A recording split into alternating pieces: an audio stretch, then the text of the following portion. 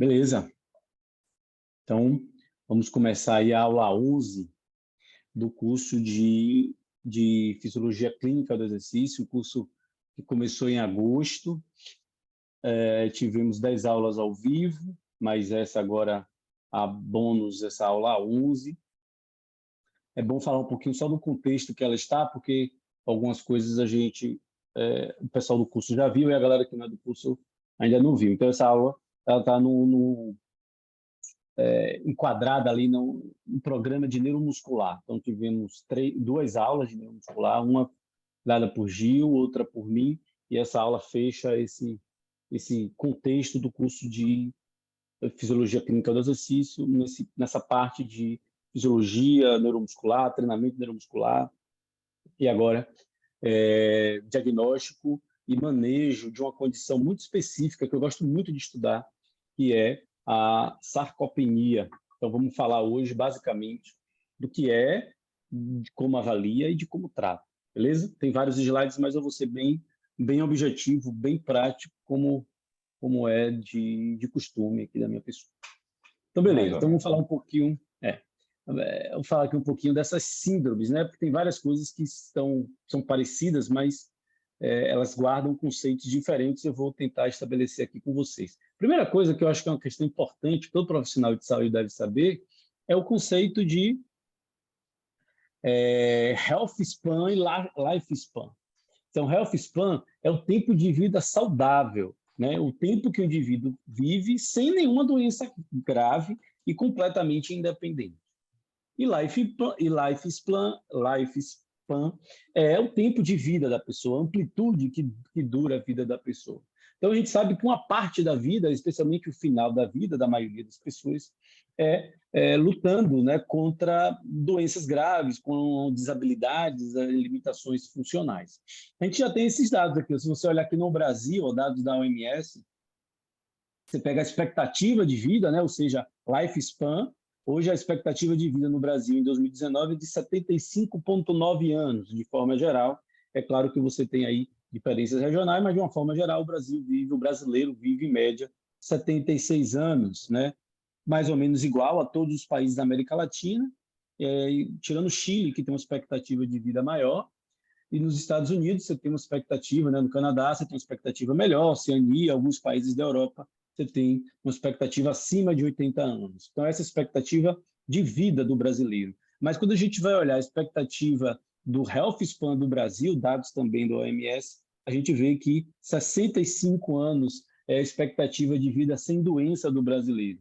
Ou seja, 15% da vida para tratar e convivendo com condições graves de saúde, né? Então, esse é um dado importante que eu acho que a gente precisa conhecer, e o ideal é que a gente possa retardar isso, né? Lembrando que a aposentadoria do brasileiro está cada vez mais posterior, então o indivíduo ele termina de trabalhar e ele já imediatamente, se ele não teve um bom cuidado com sua vida, ele vai ter um final de vida ruim, debilitado, cuidando de doenças crônicas. E aí a gente tem essas condições que vão interferir, né? Quais são os componentes relacionados à saúde no indivíduo, especialmente no indivíduo idoso? O que é que vai atrapalhar mais a saúde e o que é que vai diminuir esse health span de um indivíduo? Aptidão cardiovascular, aptidão aeróbica. É importante a gente saber isso e a gente vai tratar isso.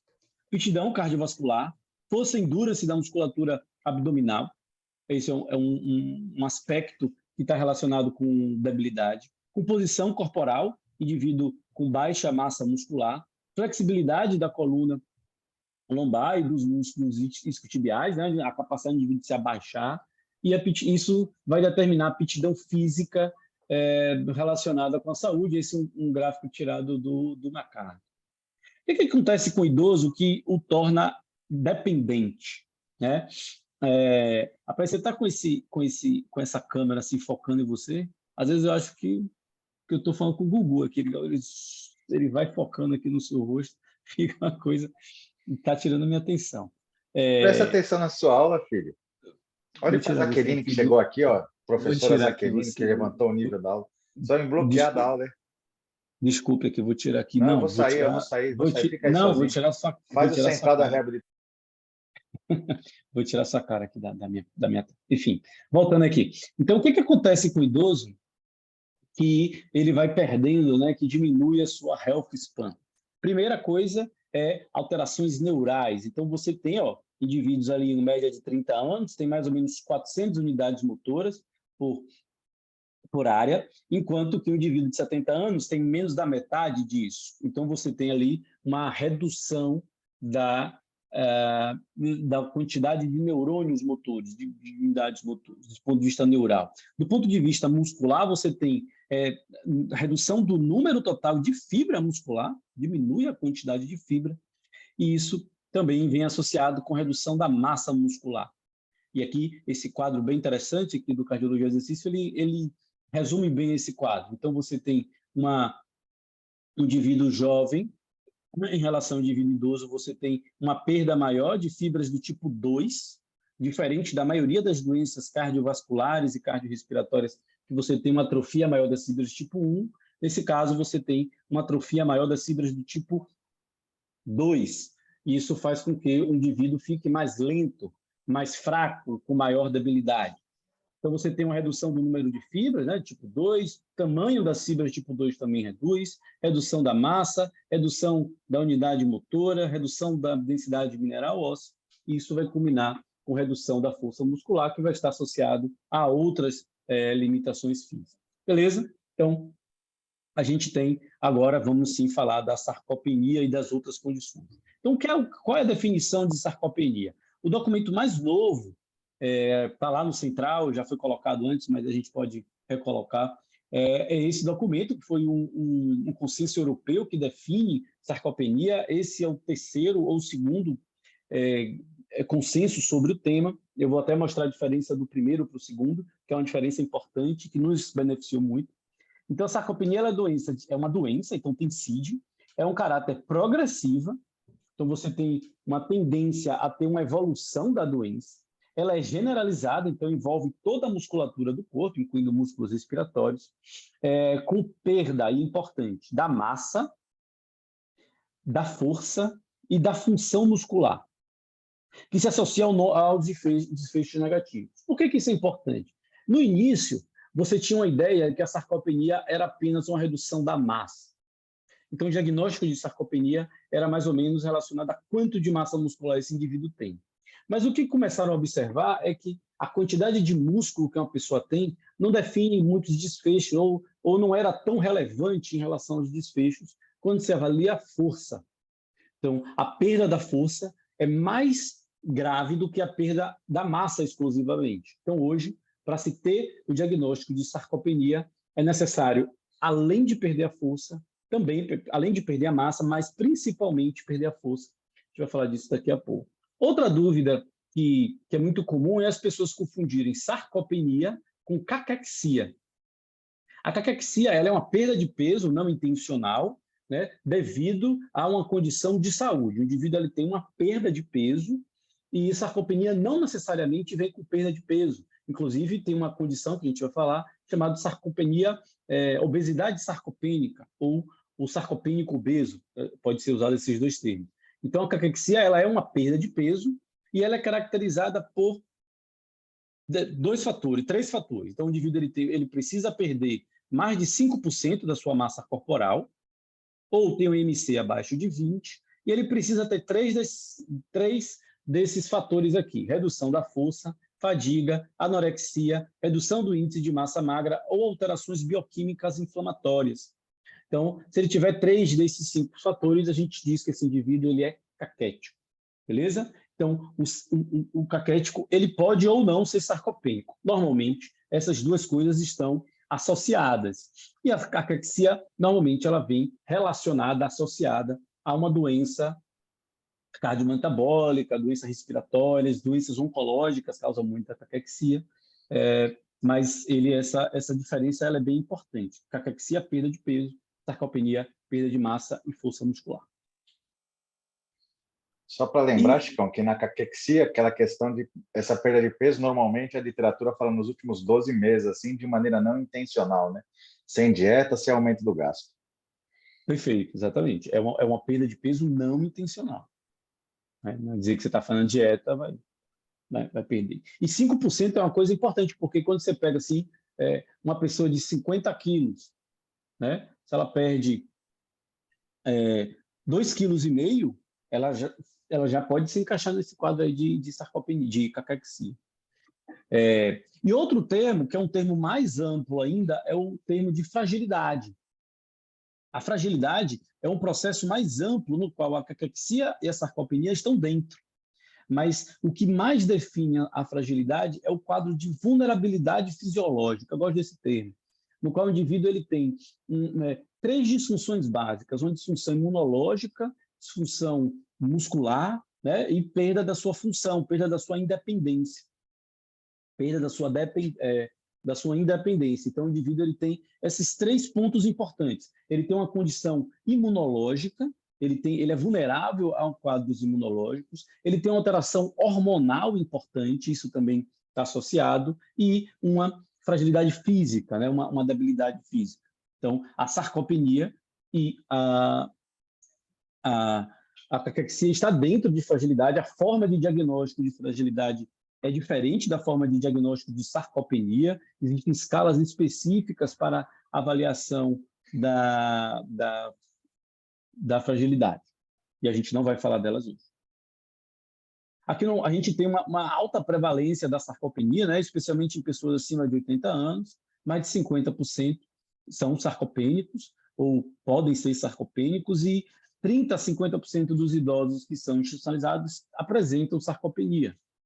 E um estudo interessante, eu acabei não trazendo aqui a referência, mas foi um estudo da própria Sociedade Brasileira de Geriatria, diz que 30% dos geriatras não sabem diagnosticar sarcopenia, uma coisa que me alertou. E se você tem, entre os geriatras, né, que é o maior público, ou o médico mais especialista para se falar do tema, eles não entendem bem como diagnosticar a sarcopenia, imagine outros médicos não geriátricas e outros profissionais de saúde. Então, há no meu ver, uma lacuna muito grande. Esse também foi um motivo pelo qual eu e Gil decidimos a gente colocar essa aula um pouco mais aberta, para não oportunizar todo mundo esse conhecimento. Então, a sarcopenia ela tem algumas causas. A causa primária seria a idade, né? Então, o indivíduo ele tem uma perda da força associado à idade, ao envelhecimento. E tem sarcopenias secundárias, né? Secundários a doenças, condições inflamatórias, né? Insuficiência de órgãos, tumores, osteoartrite, né? Doenças inflamatórias, reumatológicas, desordens neurológicas, inatividade física, né? Indivíduos que têm um comportamento sedentário, restrição ao leito, inatividade física e condições relacionadas à malnutrição, né? Baixa ingestão de alimentos. Também aqui entra como indivíduos que têm um consumo exagerado, né? Então, indivíduo que vai ficar um obeso sarcopênico. Na maior parte das vezes, o que a gente vai ver é uma mistura dessas 3 condições, e você tem aí uma sarcopenia normalmente secundária, um indivíduo que tem comorbidades, especialmente, né, no nosso público, comorbidades cardiorrespiratórias, associada a um quadro grave de inatividade e uma má nutrição, que é muito comum no idoso.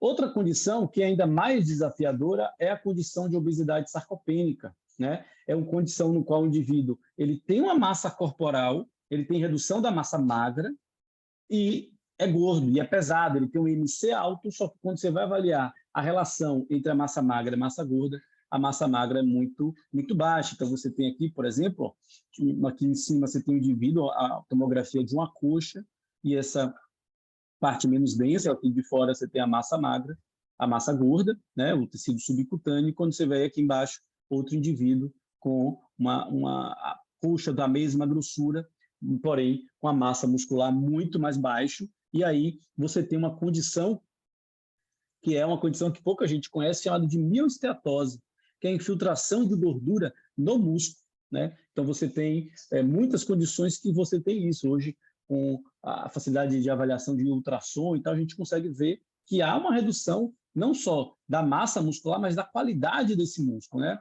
Então você tem aí uma infiltração de gordura, e a gente usa esse termo de mioesteatose, é um tema super interessante, vale uma aula aí, porque isso tem efeitos fisiológicos graves no músculo, é muito difícil reabilitar o músculo desse jeito.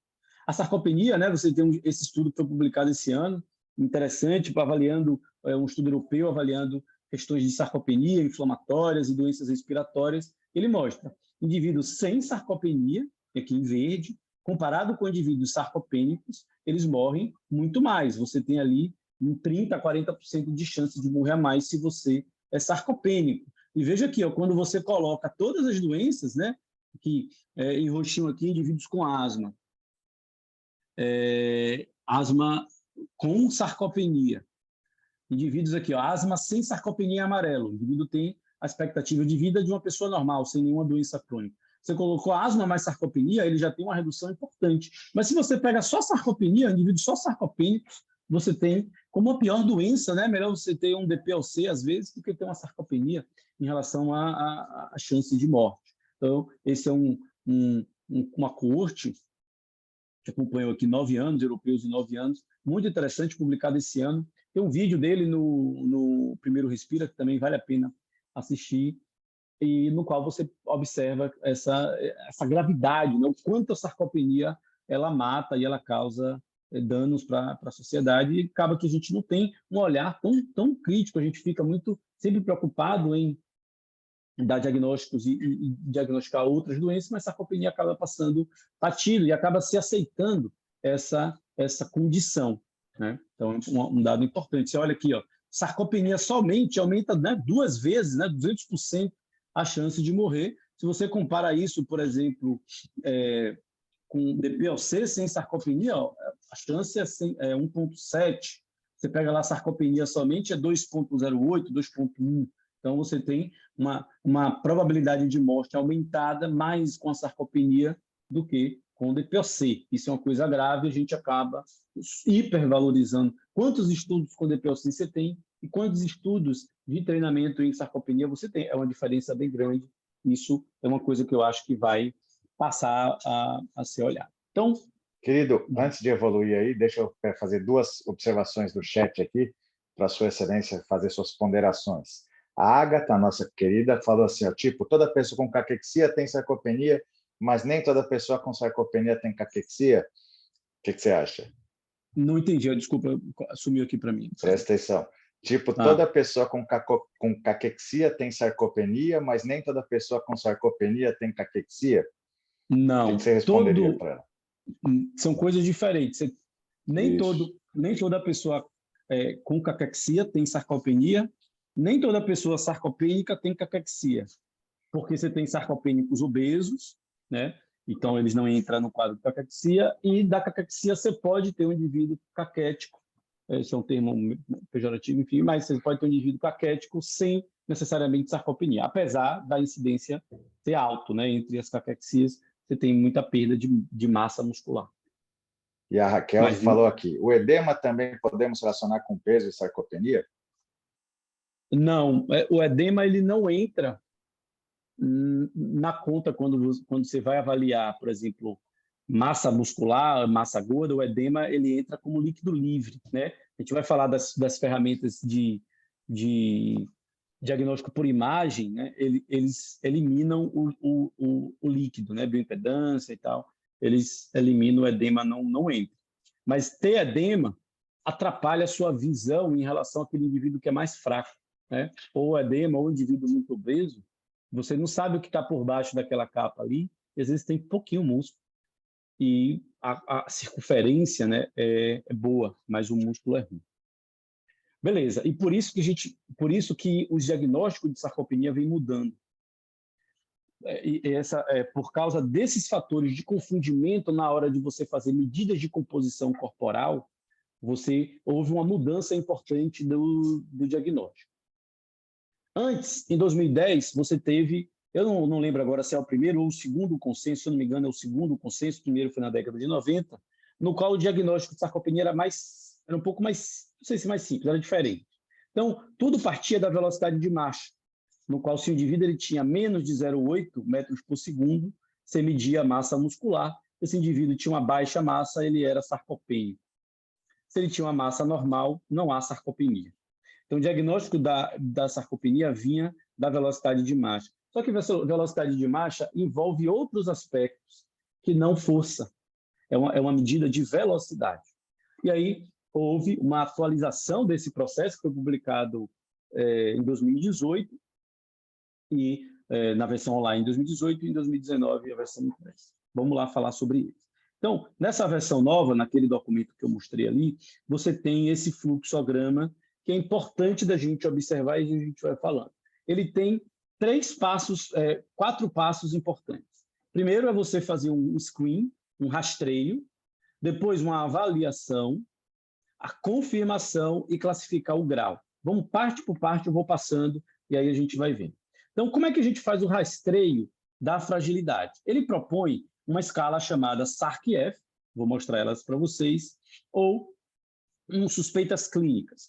Que tipo de suspeita? Né? Indivíduo que é idoso, que tem uma doença crônica, que perdeu, que tem uma dificuldade de mobilizar, anda devagar, risco de queda, tem queda, você pode suspeitar se aquele indivíduo tem uma sarcopenia. Se o SARC-F ou não tem suspeita clínica, esse indivíduo, ele provavelmente não tem sarcopenia. O SARC-F e o SARC-INCALF, que eu vou mostrar daqui a pouco, ele é muito bom para descartar quem não tem, mas ele não é bom para confirmar quem tem. Então, ele tem, eu sempre me atrapalho agora, uma boa sensibilidade, mas uma baixa especificidade. Né? Confirma, não é isso, Ju? Ele é bom para dizer quem não tem, mas não é bom para dizer quem tem. Então, ele tem essa característica. Vamos lá. Então, esse é o SARC-F. Né? O SARC-F foi publicado aqui nesse estudo. Não, esse aqui é o do próximo. Ele tem estudos que publicaram ele, que eu mostro para vocês, e ele é o seguinte, ele avalia a capacidade do indivíduo, vou mostrar aqui a tradução. O SARC-F é essas cinco perguntas aqui de cima. Ele pergunta o seguinte, quanto de dificuldade é uma coisa que o indivíduo ele deve ser auto-preenchido, né? Você dá para o indivíduo e se ele souber ler, ele mesmo preenche, ele mesmo faz. Então, quanto de dificuldade você tem para carregar 5 quilos? O indivíduo vai dizer, nenhuma, alguma, ou muita, ou não consegue. Ajuda, isso é interessante até para você mesmo, você já vai fazendo para suspeitar clinicamente. Ajuda para caminhar. Quanto de dificuldade você tem para atravessar um cômodo, um quarto, né, um corredor, enfim? Nenhuma, alguma ou muita, ou usa apoios, ou é incapaz. Tipo, se o indivíduo tem dispositivo de marcha, ele já tem 2 pontos aqui. Levantar da cadeira. Quanto difícil é levantar de uma cama ou de cadeira? Nenhuma, alguma ou muita. Alguma, considere o indivíduo que precisa, por exemplo, se apoiar nas pernas, se apoiar nos braços de uma cadeira, alguma dificuldade. Muita, aquele indivíduo que precisa ali de um apoio, né, de alguém. E dificuldades de subir escada. Quanto de dificuldade você tem para subir um lance de escada, né, com 10 degraus? Nenhuma, alguma ou não consegue. Quedas. Quantas quedas você caiu no último ano? Nenhuma, 1 a 3 ou mais de 4. Então, essas perguntas, se o indivíduo tem maior ou igual a 4 pontos, ele entra ou ele deveria ser avaliado quanto um diagnóstico de sarcopenia. Beleza? Se o indivíduo ele marcou 2 pontos em algum, né, ou em 2 dessas perguntas ele teve muita dificuldade, ele já entra aí como ele já deve fazer o teste. Então, se ele tem menos de 4, né, ou seja, de 0 a 3, ele muito provavelmente não tem sarcopenia. Só que, ano passado, foi publicado um outro artigo que refez essa escala, um estudo brasileiro muito interessante, que que aumentou muito a sensibilidade dessa escala, que ele chamou de SARC-CALF. Esse CALF vem da circunferência da panturrilha. Ele adicionou a circunferência da panturrilha e, segundo lá no estudo que ele realizou, isso aumentou a sensibilidade e a especificidade da SARC-F. Então, se mulheres, né, aí você mede lá a panturrilha, na parte maior, né, no maior diâmetro da panturrilha, você mede lá. Em mulheres, se tem uma circunferência da panturrilha menor do que 33 centímetros, isso é 0, e homens, maior que 34, 0, mas menor que 34, 10 pontos. Ou seja, veja o quanto a circunferência da panturrilha é determinante para o diagnóstico ou para o rastreio da sarcopenia. Por quê? Porque normalmente essa região é uma região que tem pouca gordura. E o indivíduo que tem uma batata uma panturrilha, batata da perna muito fina, ele tende a ter sarcopenia. Então, ele precisa ter esse diâmetro negativo e mais um ponto em alguma dessas questões. Isso aumentou tanto a sensibilidade quanto a especificidade da sarcopenia. Então, ok, se ele tem se ele tem uma suspeita ou tem um SARC-F positivo, você parte para a avaliação da força muscular para seguir lá no curso. Vamos lá. Qual é o parâmetro de força mais importante? O principal parâmetro para a avaliação da sarcopenia é o hand grip.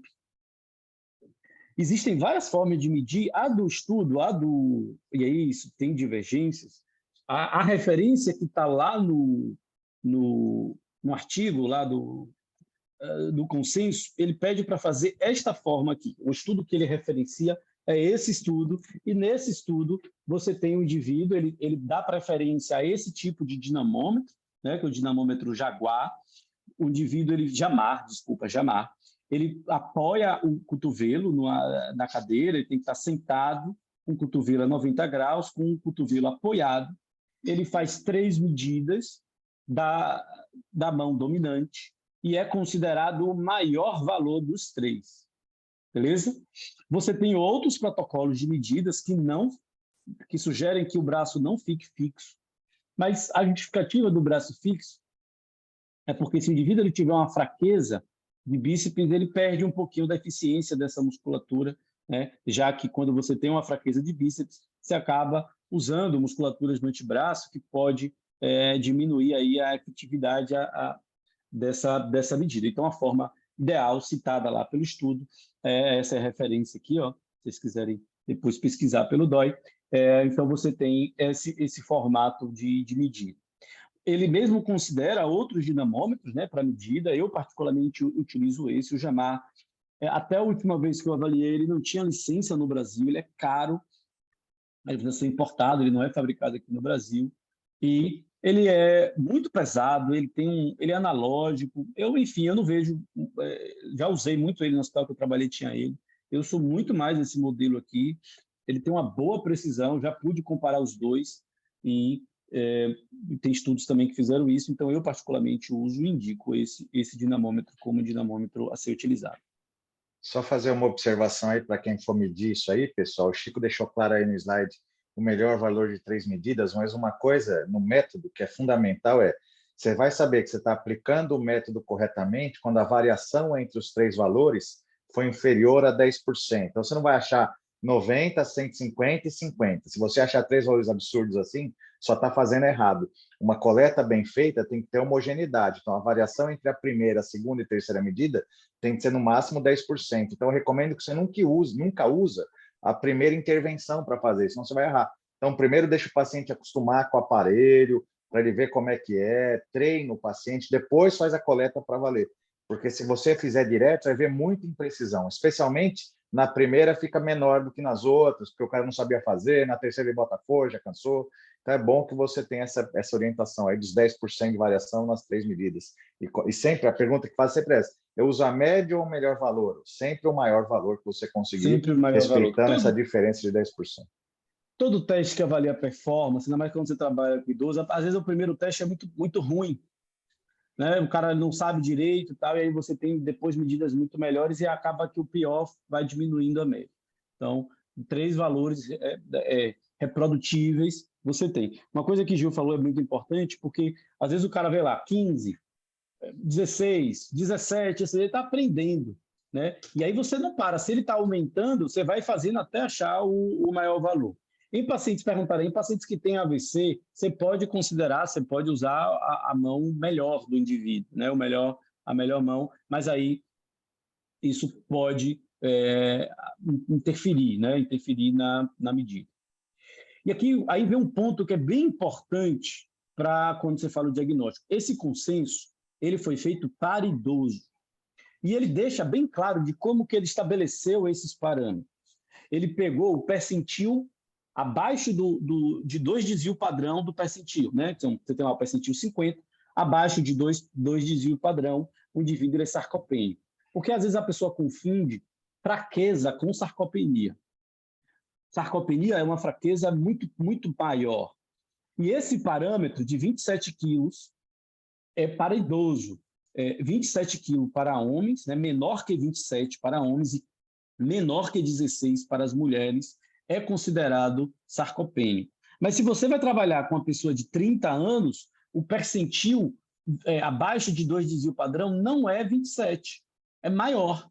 Então, isso é importante. Esses parâmetros não estão claramente definidos. Mas se você pega lá o indivíduo que tem 40 anos, que ficou internado, e ele tem uma força de pressão palmar de 50% do predito, ele está abaixo de 50%, ele está certamente sarcopênico, e aí você pode considerar esse parâmetro, beleza? Então, para idosos, na verdade, de um ponto geral, de uma forma geral, consideramos esse ponto de medida. Mas é bom falar que a forma no qual esse ponto foi feito foi com idosos. E aí também vale o seguinte, você vai avaliar uma pessoa de 100 anos, né? É claro que aí você vai ter que colocar, porque o percentil ele foi estabelecido com idosos ali entre 60 e 70 anos, foi o percentil 25 dessa população. Então, você tem aqui a distribuição, né, da força de preensão palmar, e aqui você tem, é claro que ela vai aumentando ali até os 20 e poucos anos, e depois você vai tendo uma perda progressiva, e você tem estudos hoje que colocam lá os percentis de preensão palmar de acordo com a idade, você pode considerar em pessoas mais jovens isso. Beleza. Outro teste que ele sugere, quando não tem ausência, e aí é importante falar, na ausência do hand grip, você pode usar, e aí é bem interessante, ele tem uma parte lá do estudo que ele coloca assim, um call to action, né? Ou seja, um chamado para ação, ele convida todos a estarem atentos, eles colocam o teste de levantar e sentar de 5 repetições quando a pessoa não dispõe de um dinamômetro. Ou seja, é uma coisa que precisa ser avaliada. Então, nesse teste, o indivíduo ele é posicionado, né, numa cadeira, uma cadeira de preferência sem braço, com encosto, no qual o joelho do indivíduo fica 45 graus, ele deve ficar com o braço nessa posição, e ele deve ser orientado a levantar completamente e sentar e fazer isso o mais rápido possível, 5 vezes. O teste começa, o cronômetro começa quando o indivíduo levanta, e termina quando o indivíduo senta a 5ª vez. Beleza? Então, ele deve fazer, você deve repetir esse teste também. E aí vem o seguinte, por que eu devo dar preferência ao hand grip e não ao teste de levantar e sentar? Porque o teste de levantar e sentar não é um teste de força, ele é um teste de potência, né? Que é trabalho no tempo, é velocidade de execução de um movimento, e alguns fatores podem interferir isso, às vezes estudos neurológicos, por exemplo, podem diminuir a capacidade de potência, de estudos cognitivos. Então, assim, o teste padrão ouro é hand grip. Se o indivíduo tem menos de 27 nos homens e menos de 16 nas mulheres, ele já é considerado sarcopênico. O teste de levantar e sentar pode ser feito, mas ele dando menos de 15, isso não exclui a sarcopenia ou a suspeita de sarcopenia. Você tem valores de referência, né? Veja que indivíduos, mesmo indivíduos muito idosos, você tem ali mulheres muito idosas, o valor de referência do teste de levantar e sentar é 11 segundos, né? 12 segundos. Então, qual é o ponto de corte para o teste de levantar e sentar? É mais do que 15 segundos. Ou seja, é quase 50% a mais da pessoa normal. Então, você tem que levar um tempo muito maior para considerar esse indivíduo. Então, se o indivíduo ele não consegue levantar nem 2, 3 vezes, pronto, ele é sarcopênico, né?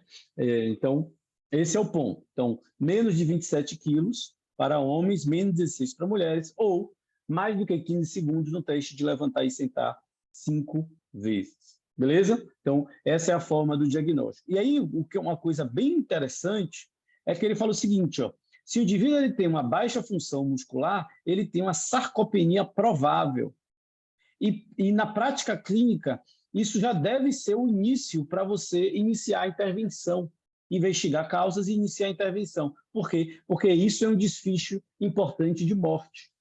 Sabe-se que pessoas que têm baixa força de preensão palmar ou baixo desempenho no teste de levantar e sentar de 5 vezes, ele tem maior risco de queda, maior mortalidade por todas as causas, ele provavelmente tem uma condição inflamatória maior, tem uma dependência funcional. Então, Independente da olha que interessante, independente da confirmação, as medidas clínicas já devem ser adotadas na redução desse desfecho. Portanto, todos os fisioterapeutas devem fazer esse tipo de teste, independente da sua área de atuação. Não, independente não.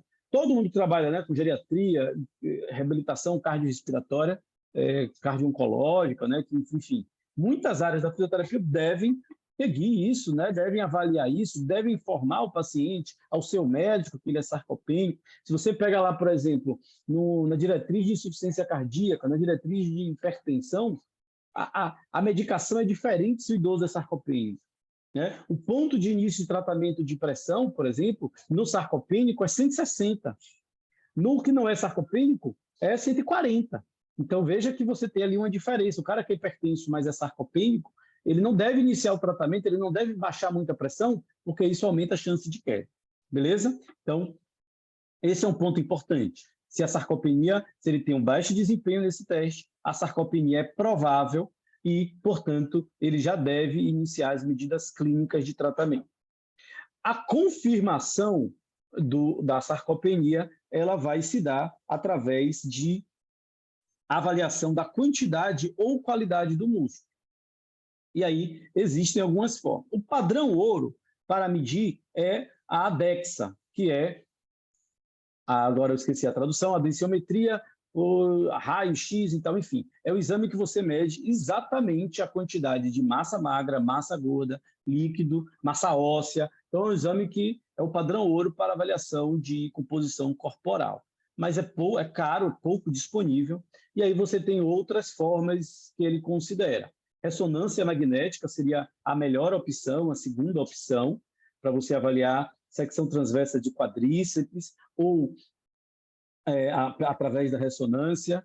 Então, você vai avaliar a secção transversa da perna, do quadríceps. Através da tomografia computadorizada, tem exames que pede, né? Um indivíduo que tem, por exemplo, câncer, que já fez uma tomografia de abdômen para avaliar o câncer, é pedido que ele faça a medida do ilho-pessoas, do pessoas, né, na verdade, no qual ele vai medir a linha L3, o diâmetro do pessoas, para avaliar a massa muscular do pessoas como diagnóstico de sarcopenia. E a bioimpedância seria a opção mais acessível para avaliar essa opção que a gente vai conversar. O ultrassom ele considera uma opção alternativa para avaliação, não é uma forma ainda bem utilizada, há poucos pontos de corte em relação a isso. Então, é uma opção, eu vejo que é uma boa opção nos últimos tempos, mas no próprio consenso isso não é o padrão ouro. Então, ele coloca aqui uma quantidade de massa, então menos de 20 quilos de massa muscular nos homens, ou menos de 15, é o diagnóstico, né? Aqui ele coloca aqui, ó, então você tem a massa muscular, isso aqui é importante, não é a massa muscular global, é a massa muscular esquelética apendicular. Isso a bioimpedância já dá esse cálculo, que é a massa muscular que está nos braços e nas pernas, beleza? Então, menos de 20 quilos nos homens de massa muscular esquelética apendicular, ou menos de 15 quilos nas mulheres é considerada, confirmada a sarcopenia. Importante falar que a bioimpedância não é qualquer bioimpedância, aquela bioimpedância que você pega só os pés, né? Hoje que é bem baratinho. Essa bioimpedância que ele está falando aqui, são há pelo menos 4 canais, aquela que o indivíduo ele segura, né? Pega com os braços e tem os eletrodos nos pés, e ali tem todo um protocolo, né, em relação ao consumo de água. A bioimpedância ela tem ela é muito alterada pela hidratação do indivíduo. Então, indivíduos que têm insuficiência cardíaca, a bioimpedância tem uma taxa de erro maior. Indivíduos que estão muito hidratados ou pouco hidratados, isso também pode mudar a precisão da bioimpedância. A densiometria, pela DEXA, ela é um padrão ouro, ela não sofre tantas influências assim. Outra opção... Opa, pode falar. Não, quer fazer uma rodada aqui de respostas por chat? Deu uma acumulada aqui. Bora. Deixa eu só terminar essa parte aqui, peraí. Outra forma que é interessante é o índice de massa muscular esquelética apendicular, que é a massa muscular apendicular dividido pela área corporal, né? E aí fica menos de 7 quilos por metro quadrado nos homens ou menos de 5,5 quilos por metro quadrado nas mulheres. E aí você tem, quando você não tem nada, existe a opção dessa equação aqui, ó, que é bem interessante, foi publicada por Lee, uma publicação recente, e ela é, ó a correlação desse negócio aqui, é 0,90 alguma coisa com DEXA. É muito boa, mas a pessoa precisa ter menos de 30 quilos, ou menos de, no MC, menos que 30, né? Então não pode ser obeso. Então você pega lá, ó, peso corporal, estatura, sexo, idade, raça, sendo a raça 0 para branco, 1,4 para negro e menos 1,2 para asiático. Você calcula e você vai encontrar o índice de massa muscular. E o ponto de corte é diferente, é esse aqui, ó. Não é esse aqui que é por bioimpedância. É menos que 8,9 quilos por metro quadrado nos homens e menor que 6,4 quilos por metro quadrado para as mulheres. E aí você pode confirmar a sarcopenia. Veja que você pode fazer todo o processo sem equipamento nenhum. Você aplica o SARC-F, faz o teste de levantar e sentar de 5 vezes, aplica a equação de Lee, você vai passar aí pela screen, né, avaliação e confirmação da sarcopenia, zero custo. Diga, vamos lá para as perguntas. Vamos lá. A Alex perguntou aqui, por que o teste de força foi testado apenas nas mãos? É apenas por praticidade ou esses músculos têm relação direta com a sarcopenia? Porque esses músculos têm correlação... desculpa. Tem correlação direto com sarcopenia de todos os músculos. Ele é o mais fácil e o que tem maior valor prognóstico. Então, você pode fazer, por exemplo, também um RM de quadríceps, mas você não tem isso bem estabelecido, valores de normalidades e tal. Então, tem, mas não é tão difundido como é força de pressão palmar e é mais difícil.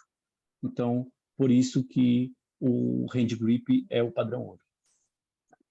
A Luciana fez uma observação, Luciana aqui de Goiás também, professora. Estamos precisando na UTI, tem o vídeo da mamometria, ok, mas tem aceitar levantar diminuído. E é isso, então. O que confirma é o... Pô, porque tá diferente aqui para mim hoje esse negócio. É o teste de hand grip. Se o hand grip tiver... É ele que fez, assim, o teste de levantar e sentar, ele é uma alternativa ao hand grip. A Roberta claro, pergunta... Assim, né? Isso é o que o consenso diz, mas é claro que você pode avaliar isso. Né? É muito difícil você ter alguém com um punho forte e uma perna muito fraca. Né? É mais fácil, eu observo que é mais difícil o contrário.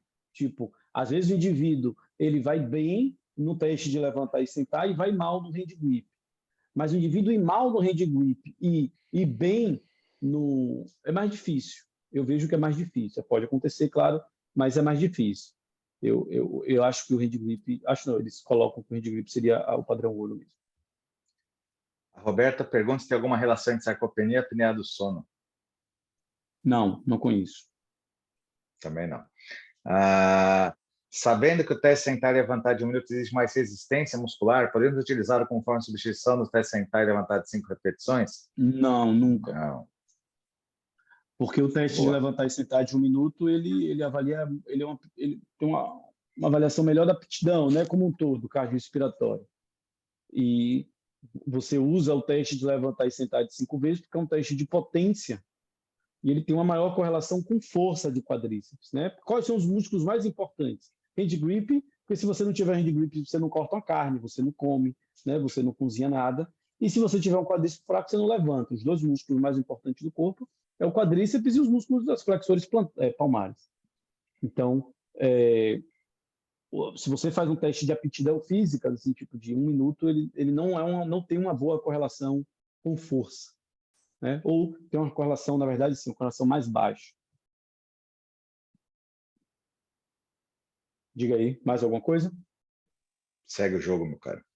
Valeu, beleza. Então, você tem essa opção aqui da equação de Lee, que foi desenvolvida para avaliação do índice de massa muscular esquelética apendicular sem o uso de aparelho.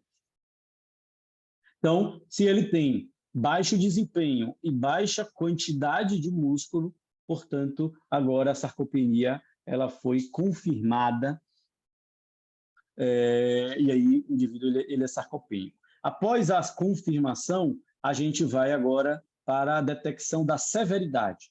Então, essa parte aqui, que era antes no consenso anterior, começava por ele, hoje ele virou a última parte, né? Você vai avaliar o desfecho, né? Assim, a gravidade da sarcopenia pelo impacto físico que ela sofre, não é mais agora um quadro de diagnóstico, né? E aí ele dá 4 opções de avaliação da gravidade da sarcopenia: velocidade de marcha, time and go, teste de caminhada de 400 metros ou o SPPB. Vamos falar um pouquinho de cada um deles. Então, teste de velocidade de marcha, eu vou começar pelo SPPB. O SPPB, para mim, é o melhor teste que avalia a gravidade da sarcopenia e avalia o idoso de uma forma geral. Em qualquer doença. Aqui, por exemplo, é um estudo bem interessante, uma coorte que avaliou a associação do SPPB com incidência de insuficiência cardíaca e gravidade de insuficiência e risco de morte em pacientes com insuficiência cardíaca. Então, SPPB é uma escala que vai de 0 a 12. Observe 12, né, seria o risco 0, né, o risco 1, o risco normal da pessoa. E à medida que você vai tendo uma redução da SPPB, você vai tendo um aumento importantíssimo do risco, né, chegando a ser ali abaixo de 3, o SPPB assim, abaixo de 4, um risco de quase 300% de aumentado de morte.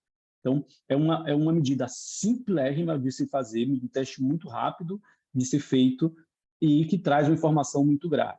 Ele é um conjunto de testes, né, Short Physical Performance Battery. Ele avalia uma capacidade não aeróbia, né? Ele vai ser um conjunto de 3 testes: potência de membro inferior, equilíbrio e mobilidade funcional. Ele é bom preditor de fragilidade, de mortalidade, insuficiência cardíaca, e ele é muito responsível à reabilitação. Se o indivíduo tiver aumento de 1 ponto no SPPB, ele já tem uma diferença mínima importante. Então, como é que é feito esse teste? Ele é feito numa sequência. Então, você inicia avaliando o equilíbrio. São 3 testes de equilíbrio. Você vai colocar o primeiro teste, o indivíduo, ele fica com os 2 pés, um junto do outro. Ele precisa ficar 10 segundos sem apoio dos braços, certo? Então, você explica a ele o teste, coloca ele, você fica numa posição meio ao lado do paciente, você fica assim meio transversal a ele, porque você tem uma condição de apoiá-lo se ele cair para frente ou para trás, então você deve ficar ao lado do paciente, e você pede para o paciente junte os pés, ele deve ficar 10 segundos sem apoio dos braços. Se ele ficar 10 segundos, ele ganha 1 ponto.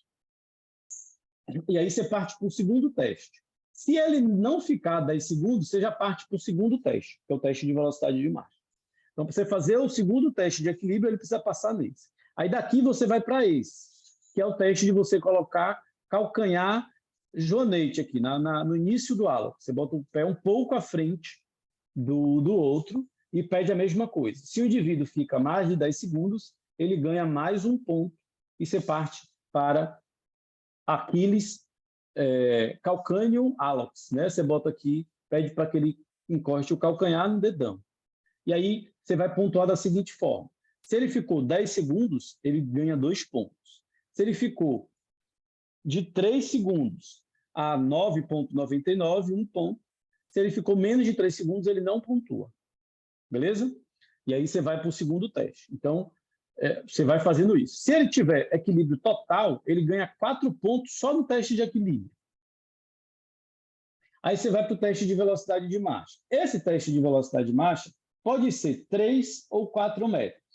Esse valor que vocês estão vendo aqui é para o teste de 4 metros. Não precisa de aceleração, não precisa daquele espaço. E o comando é para o indivíduo fazer uma caminhada com a velocidade habitual. Você não deve falar para ele caminhar o mais rápido que ele pode. Você vai pedir para ele caminhar 4 metros. Você coloca uma medida aqui, um cone aqui, e quando ele inicia a caminhada, você marca o cronômetro, e quando o primeiro pé dele passar nos 4 metros, você para o cronômetro. Então, você tem 4 metros no qual você vai medir. Se ele tiver menos, se ele fizer em menos de 4,82, que dá mais ou menos 0,8 metros por segundo, ele tem 4 pontos. Entre 4,82 e 6,23, 6,20, 8,72, mais do que 8,71, se ele é incapaz de fazer isso, 0 pontos. Você observe que você usa a melhor de 2 vezes, né? Você pede para ele repetir 2 vezes e pega a melhor de 2 testes, certo? Você não precisa, o teste inicia com a pessoa parada. Ok, ele fez esse teste, ele vai agora passar para o teste de levantar e sentar. Então, esse indivíduo ele precisa ser capaz, né, de levantar sem o apoio dos braços. Se ele não é apoio, se ele não consegue levantar sem o apoio dos braços, ele já tem 0 pontos.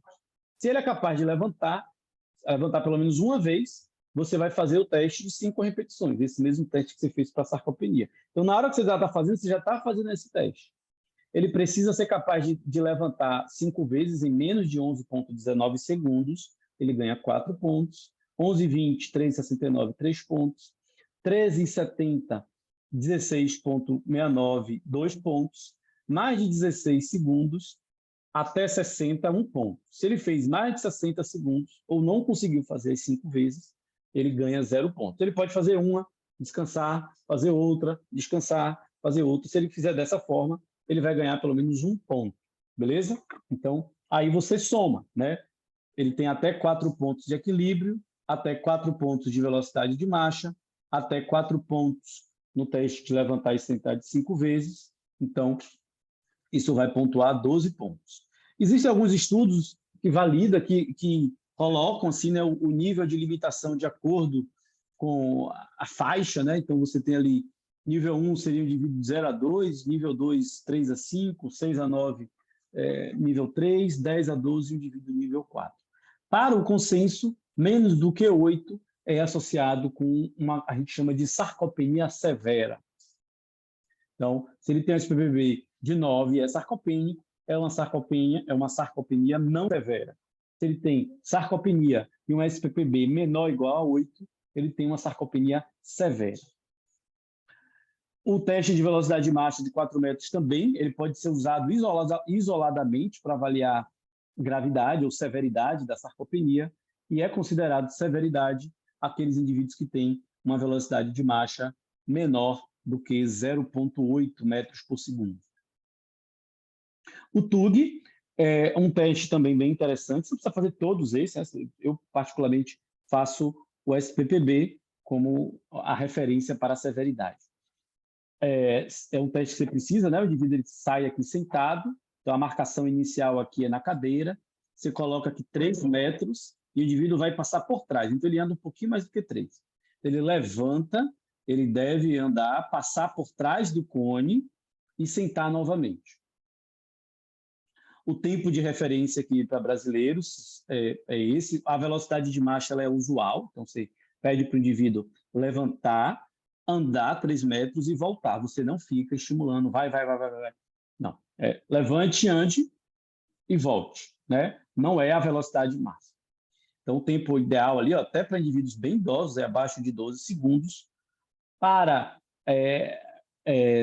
desfecho de sarcopenia, ele considera 20 segundos do TUG como um parâmetro de severidade. E no teste de caminhada de 400 metros, ele considera, se o indivíduo demora mais de 6 minutos para andar 400 metros, ele é considerado um sarcopênico. Então, você pode fazer o teste de caminhada de 6 minutos, e se no teste de caminhada de 6 minutos ele andar menos de 400 metros, você pode considerá-lo também como uma sarcopenia severa, beleza? Então, dessa forma, você faz aí o diagnóstico. Então, a avaliação, né, screen, avaliação da força, avaliação, a confirmação com a massa e determinação do gravidade pela performance física ou pela velocidade de marcha, SPPB, TUG ou teste de caminhada de 400 metros. Velocidade de marcha é a forma mais rápida, mas SPPB é a forma mais completa, você tem uma noção melhor aí do indivíduo. Beleza? Dúvidas sobre isso? Uma questão interessante é qual dos parâmetros, né, qual dos testes ele é melhor para você avaliar desempenho, para você melhorar, avaliar resultado. E esse estudo é muito interessante, um estudo publicado aqui na Experimental Gerontology, publicado esse ano. Ele faz aqui uma meta-análise mostrando qual assim, o desfecho dos estudos através desse teste, né? Então, quando você avalia a hand grip não é um bom fator, não é um bom teste para você avaliar a resposta de tratamento. O teste de levantar e sentar da cadeira é um bom parâmetro, para avaliar a intervenção, melhora. Outro parâmetro é o TUG e velocidade de marcha. Então, quando você faz treino de força em sarcopênicos, e lembrando que a sarcopenia ela tende a ser uma doença progressiva e ela é muito difícil de ser completamente reversível, você avaliar, assim, dificilmente o indivíduo deixa, né? A não ser que a causa da sarcopenia seja removida, e isso é possível quando você vai pegar pessoas que foram internadas, né? Uma sarcopenia aguda, é possível você reverter isso, mas um indivíduo que já tem uma condição fisiológica muito prejudicada, dificilmente ele deixa de ser completamente sarcopênico, mas ele melhora com o tratamento a função física, ou seja, diminui a severidade da sarcopenia, pelo menos segundo aí os estudos segundo essa meta-análise, né, pegou uma quantidade razoável de estudo que avaliou treinamento de força em idosos sarcopênicos. Eu quero fazer um comentário aí, querido. É o seguinte, quando a gente olha para esses dados aí, é perigoso a gente ver a meta-análise, assim, por exemplo, o hand grip não deu diferença, mas são poucos estudos, tem uma heterogeneidade muito grande entre eles, então, analisando a meta-análise. Então, na verdade, por exemplo, eu tenho uma série de casos que eu peguei idosas internadas com 80 e mais anos, com artrose de quadril, fizeram intervenção dentro do hospital e o hand grip aumentou. Então, para mim, foi super bom. Então, acho assim, se você tem, por exemplo, eu mesmo, o meu hand grip, eu tenho 3, na verdade, eu uso em São Paulo, uso aqui, ando um comigo, então, assim, quando é um parâmetro que eu tendo a usar muito e eu consigo ver o efeito. Então, é um efeito que eu uso no consultório. Então, é claro que a funcionalidade é o que vai prevalecer. O paciente vai perceber que ele consegue fazer. Isso é muito óbvio, mas é muito claro. Mas eu não concordo muito com essa coisa, se a gente deixar aí essa mensagem que o hand grip não teve, pelo resultado aí, não teve mesmo. Mas é um dado que eu me permito questionar, porque na meta-análise tem uma heterogeneidade muito grande. Eu acho que se você domina o método, você pode usar e vai que vai. Eu discordo desse resultado. Perfeito, se você me permite. Não, toda opinião é válida, né? Mesmo as ruins. Obrigado, querido. Mas eu concordo parcialmente com você, mas o negócio do estudo é interessante, porque você não vê, por exemplo, eu, pelo menos, assim, os pacientes que a gente acompanha, melhora, mas não é uma melhora assim, tipo, 10 pontos, né? O cara aumenta 2 pontos, 3 pontos, até no... É claro que tem casos e casos, mas de uma forma geral não é o teste que mais melhora. Assim eu entendo. Tem um estudo bem interessante, por exemplo, que você pega aquele estudo que teve ano passado, o REHAB, o estudo aquele ensaio clínico em fase 1 e 2, né, de reabilitação em insuficiência cardíaca. E quando ele pega esse estudo, ele faz lá um programa de treinamento, e uma das coisas que não melhorou nada com o protocolo foi força de pressão palmar. E ele considerou a mínima diferença 1 quilo. E nesses 200 pessoas, a média de ganho não foi tão boa. Então, assim, vários estudos mostram isso, mas eu concordo com você, tem pacientes que melhoram, especialmente aqueles que têm aqueles pacientes que têm sarcopenia aguda. Eu já vi vários pacientes melhorar bastante também, mas... Eu tenho, por exemplo, um grupo de pacientes que o hand grip era 22 e pulou para 26. Então, assim, essa melhora realmente, assim, em termo relativo, deu quase 20%, né? Mas, assim, não é uma coisa que vai mudar de 22 para 40, é verdade. O Pedro observou aí que no grupo de vocês da Pulsar é difícil ver mesmo a resposta. É complicado mesmo, pessoal. Extremidade é difícil. Agora tem que basear na função, não pega numa coisa só. O cara tem que se basear que ele está fazendo com mais facilidade. E outra coisa, Gil, que aí vem uma questão que é bem importante, que não é pessoas apenas fracas, né? É sarcopênico.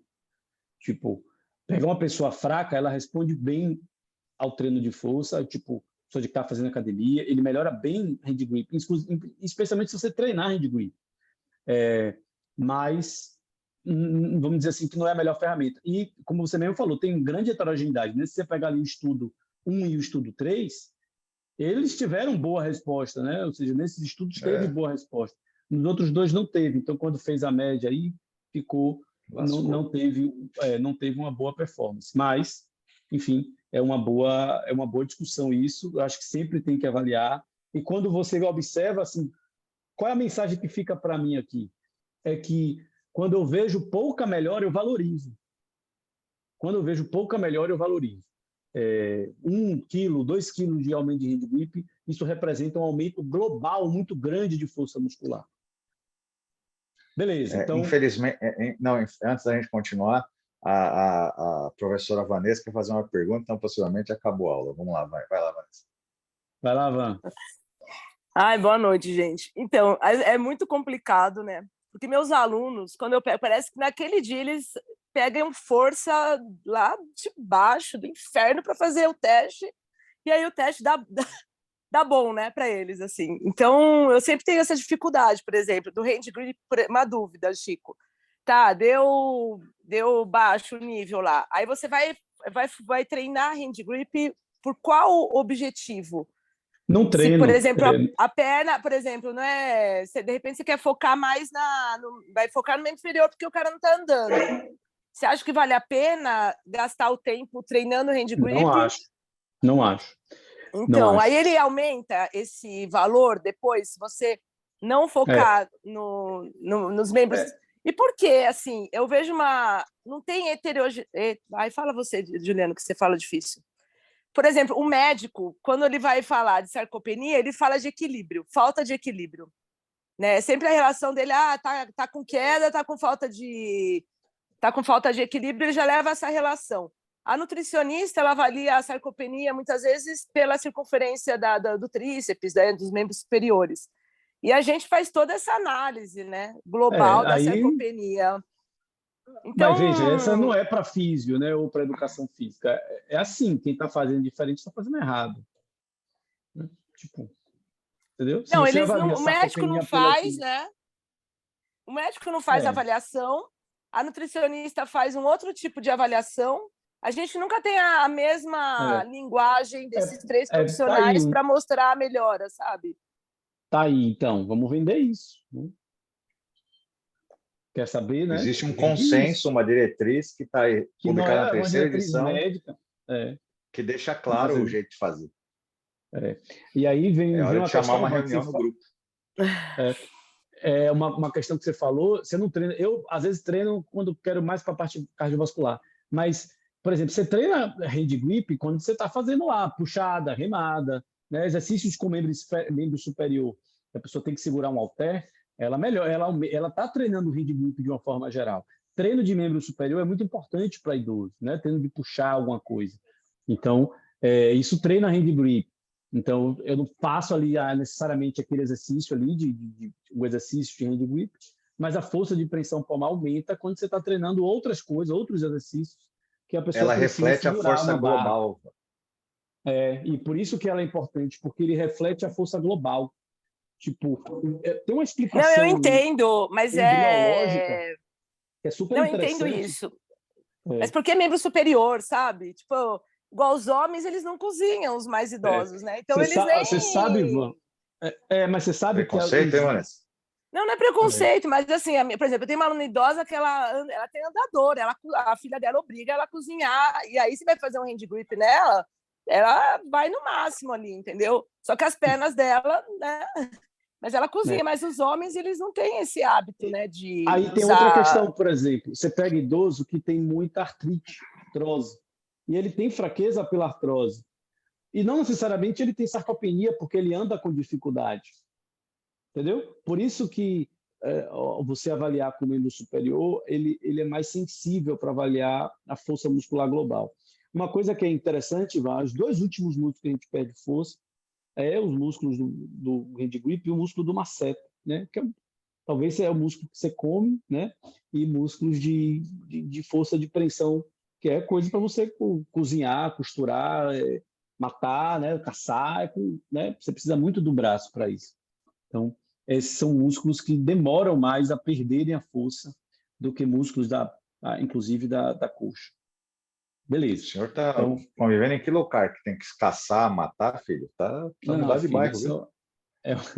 É uma questão evolutiva. Antropológica. Antropológica. Leia Sapiens. Beleza, então vamos lá, vamos falar um pouquinho agora de reabilitação, né, das intervenções em sarcopenia. Então, o consenso e outros estudos coloca como uma abordagem multimodal, que é voltada com exercício. Eu vou falar disso, mas já adianto, parece que a combinação de aeróbio e resistência seria o melhor formato. Intervenções nutricionais são importantes, e aí você tem uma associação de uma ingestão calórica adequada, associada a uma suplementação, vou falar um pouquinho, não muito, mas um pouco sobre isso. E fármacos, né? Está aqui interrogado porque você não tem um tratamento farmacológico específico e eficiente para a sarcopenia, mesmo quando você avalia, por exemplo, os estudos que avaliaram hormônios, né? Suplementação hormonal em pessoas que não têm deficiência hormonal, os estudos não mostraram claro benefício no tratamento da sarcopenia à base de hormônios, né? De hormônios anabólicos. Além de aumentar muito o risco, né? Então, você pega lá idosos que normalmente têm doenças cardiovasculares e você tem esses fármacos. Existem alguns fármacos que estão em uso, né? Inibidores da miostatina, você tem estudo, remédios que estão aí, ativadores da actina, parece que vão propor aí uma melhora, mas, assim, efetivamente, no próprio consenso e em outros estudos, não há fármacos adequados, específicos para a sarcopenia, mas, obviamente, o tratamento das doenças de base é muito importante. Então, o diabético está bem tratado, a pessoa que tem insuficiência cardíaca está bem tratado, né? A pessoa que tem, enfim, suas condições hormonais bem tratadas, né? Então, se tem lá distúrbio da tireoide, tem que estar tratado, se tem outras doenças hormonais, né? Deficiências hormonais ou vitamínicas, é importante a tratamento. Por exemplo, suplementação de vitamina D em pessoas que não têm deficiência de vitamina D não se mostrou eficiente. Suplementação de zinco, cálcio, ZMA, né, esse monte de maluquice aí, nenhum desses suplementos se mostrou benéficos no tratamento, na abordagem da sarcopenia. Então, basicamente, a gente tem como intervenção exercício e nutrição. A nutrição tem ação isolada e exercício também tem ação isolada. Se você junta as duas intervenções, você tem um tratamento melhor.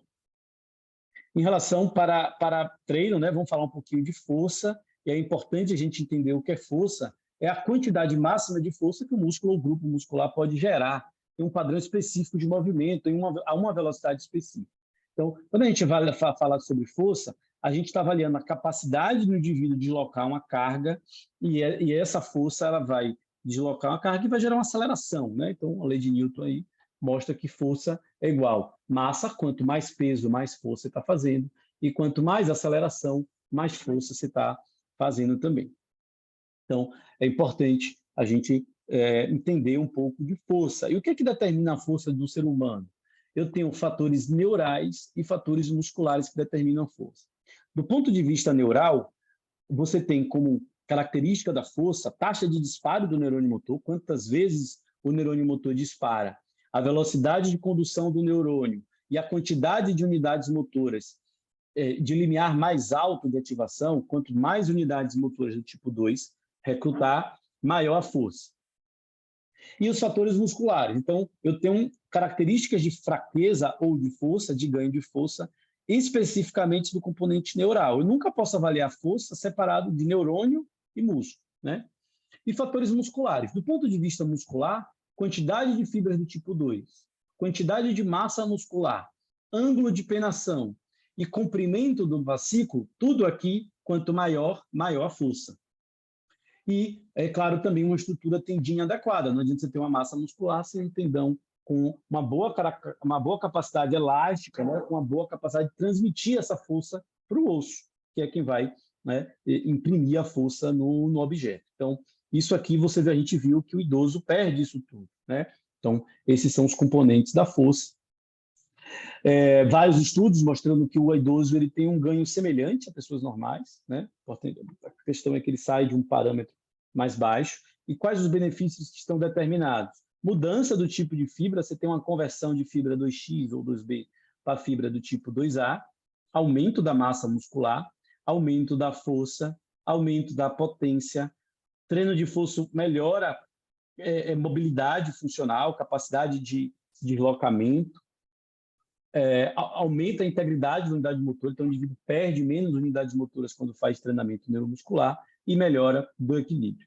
Todos esses benefícios são comprovados na literatura do treinamento de força para idosos, portanto, não tem como você trabalhar com idosos sem trabalhar sua força, né? E aqui mostrando que força de quadríceps, assim como força de preensão palmar, você tem esses dois músculos como os principais, sendo muito mais fácil e mais sensível à medida da hand grip. Quanto mais fraco, mais se morre. E aqui, quais são os benefícios? Tem muito estudo, né? Muito não, tem muitos estudos sobre isso. Eu trouxe meta-análise, eu trouxe um ensaio clínico específico que eu acho muito bom. Então, do ponto de vista cardiovascular, treinamento de força reduz pressão sistólica, reduz pressão diastólica, melhora o VO2 máximo em idosos, melhora a força muscular desculpe, aqui é uma função vascular, fluxo mediado por dilatação, algo assim, então melhora a função, a capacidade de dilatação, melhora mais, o treinamento de força melhora mais a aptidão do vaso, né, a capacidade do vaso dilatado, que é necessariamente capacidade cardiorrespiratória, tende a aumentar a HDL, não tem influência LDL e triglicerídeos, mas reduz insulina e reduz índice de Roma, que, para quem não sabe, é um índice que avalia a resistência à insulina, né? Não melhora a glicose e nem PCR, eu não lembro agora, proteína C reativa. Ele colocou aqui, ó, treinamento de força, né, seguro, eficiente, para idosos, melhora pressão sanguínea, aqui, fluxo mediado por dilatação, biomarcadores sanguíneos, risco cardiometabólico e pulmonar em adultos. Perfeito? Então, treinamento de força. Tem esses benefícios, e tem uma meta-análise bem interessante, essa foi publicada em 2019, ó, mostrando que treinamento de força associado ao treinamento aeróbio melhora, diminui mortalidade. Se ele sozinho também diminui mortalidade.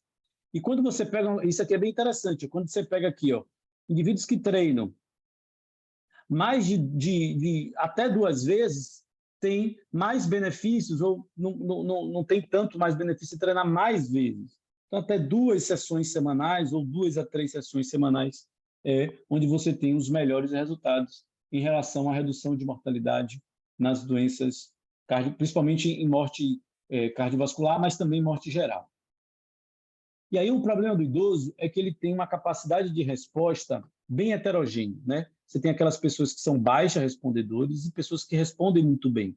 Isso é importante você saber. A gente tem vários pacientes que não respondem muito bem ao treino de força.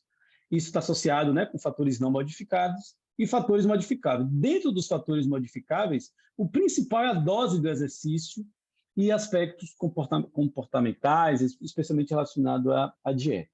O ensaio clínico que eu vou trazer aqui para vocês, eu acho que é um dos melhores, bem interessante. Ele é bem antigo, ele foi publicado na década de 90. Essa mulher aqui, a Maria Fiataroni, é lá da região lá dos Gardenghi, é uma geriatra italiana, muito interessante os estudos dela. E ela pegou esse estudo, um estudo da década de 90, ela pegou idosos nonagenários. Eu estudei na faculdade esse estudo, viu, querido? Foi mesmo? Boa. Então, o senhor estava com 3 anos. Pois é. Pouco menos, talvez. Enfim, e aqui ela pegou pessoas com 90 anos, entre 86 e 96, pessoas que estavam há mais ou menos 3,5 anos internados, né, na instituição, com média de 4 doenças crônicas cada uma, e usando mais de 4 remédios por dia. Aqui também tudo do estudo, ela traz aqui uma tomografia, né, de uma idosa cadeirante. Aqui em vermelho você tem massa gorda, em amarelo massa magra, em branco aqui massa óssea. Então, uma idosa cadeirante e um idoso independente. Então, obviamente, fica claro aí a razão entre massa muscular e independência funcional. E aí, o que ela fez? Ela pegou 8 semanas, só 2 meses, pegou na primeira semana, fez um treinamento de força com 50% de RM. Ela não explica bem quais exercícios ela fez, mas ela fez um conjunto de alguns exercícios que ela não descreve bem, mas principalmente para treino de quadríceps. Ela fez 50% de ORM na primeira semana, partindo para 80% nas semanas seguintes, conforme a tolerância. E fazia o reteste a cada 2 semanas. Isso é importante porque a evolução da progressão do treino de força deve ser nesse período. A cada 2 semanas você deve aumentar a carga. E ela fazia 3 séries de 8 repetições, né? 8 repetições a mais ou menos 80%, com 1 a 2 minutos de intervalo conforme tolerância. É bem importante isso, por quê? Porque se você dá um intervalo muito longo nesse paciente, você acaba não gerando um estresse metabólico adequado. Então, o ideal, aí vem a questão da doença cardiovascular que a gente vai falar daqui a pouco. Se o indivíduo ele for só um idoso e não tiver uma função cardiovascular muito prejudicada, o ideal é que você dê um intervalo de 30 segundos a 1 minuto e a última série ela faça com mais dificuldade do que a primeira. Isso é um bom parâmetro para você saber se você está mais ou menos na dose certa. Isso aqui que a gente encontrou é uma coisa bem óbvia, mas interessante. Quanto maior um RM, menor a velocidade do teste de 6 metros. Né? Ela fez o teste de velocidade de 6 metros. Ou seja, quanto mais forte, mais rápido o indivíduo andou. E aqui ela coloca, ela fez um estudo com 10 pessoas. E publicou na JAMA, né? Estudo publicado na JAMA. E aí aqui você tem a resposta individual de cada pessoa. Observe que todos melhoram, né? Essa pessoa aqui melhorou menos, era o mais idoso, e você tem pessoas que melhoraram muito, né? Mais do que dobraram sua força de uma RM. E aqui você vê indivíduos que responderam mais ou menos, indivíduos que responderam muito, e indivíduos que responderam menos. Nesse estudo, todo mundo respondeu. E aumentou não só força, mas aumentou também massa, né? E aqui uma distribuição, indivíduos que tiveram um aumento de até 40% da massa muscular em 2 meses, né? Ou seja, isso é um aumento muito, muito grande de massa muscular para um indivíduo idoso que tem 90 anos. Não é possível, né, você pegar indivíduos com 90 anos, melhorar não só seu desempenho, mas sua força, mas para isso você precisa impor esse indivíduo uma carga alta. Não vai ficar fazendo um negocinho de treino de equilíbrio, de treino de dupla tarefa, esses treinozinhos assim que o indivíduo fica ali treinando habilidade funcional. Isso é mais coisa de TO. Tem que fazer um treinamento de força para ganho de habilidade motora, né? Para ganho de massa e força muscular. Isso é o que resolve a vida do indivíduo, né? Treino específico de equilíbrio tem menor efeito no risco de queda do que treino de força. Isso é bem importante, beleza? Treino de força melhora mais equilíbrio do que treino de caminhar numa linha reta, treino de balancinho, treino de qualquer tipo de treino melhora mais se você fizer musculação mesmo, treinamento de força adaptado para o idoso. E aqui qual é a proposta? Diminui o risco de queda, né?